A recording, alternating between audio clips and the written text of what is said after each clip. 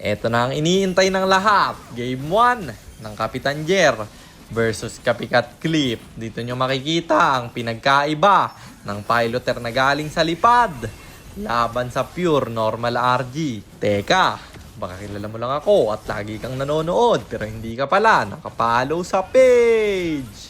I-follow mo na yan. Isa lang eh. Ayaw pa. So ayon, nandito na naman tayo sa bakbakan ng limahan. Digmaan na!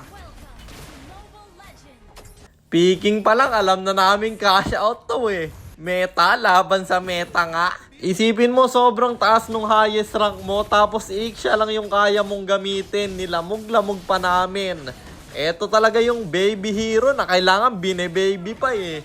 Binanan lang ng digi, wala nang kwenta yung hero niya. Hindi ba kayo nagtataka? Sobrang taas nung highest rank niyan tapos ganyan lang yung galawan. Aurado pa, pati mid nila. Tingnan mo, level 3 yung mid lane. Lala! Isipin mo magti 3 minutes na tapos level 3 lang yung mid nyo. Top global Lucas pa daw yung core nito. Dito nyo makikita ang epekto ng lipad sa tao. Wala kasing improvement sa ginagawa nila.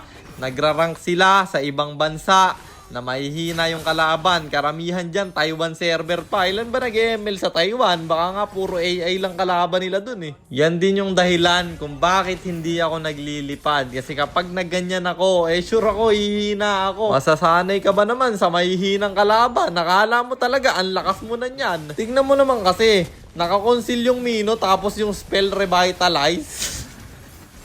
Lala! Explain pa nila damage. Ganyan talaga ilalaban niya sa aming lineup, ya?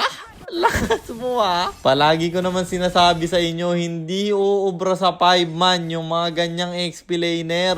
Palibasa kasi nasanay sila sa mahihinang kalaban, kaya akala nila effective yung ganyan lineup. Madaming nagtataka kapag nagla-live ako na bakit daw red at blue buff yung inuuna ko. Kasi nga sanay ako sa mga palong kalaban. Kung random yung roam at mid lane mo, possible na ma-invadean ka.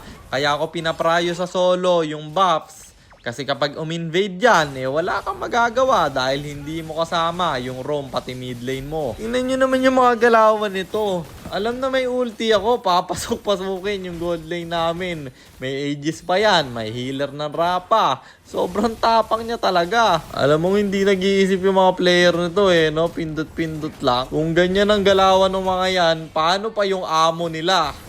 Yayabangan mo ako, tas ganyan lang yung ipapakita mo. Buti pa si Dokjin pumalag kahit konti. Ganito yung pakiramdam ng palo yung makakalaban nyo. Kaya sanayin nyo na yung sarili nyo na palurin yung mga kalaban. Isipin nyo, sabi pa ni Clip, may tour na daw yung mga to. Tour na ganyan papakita nyo, one trick yung hero. Aray ko po.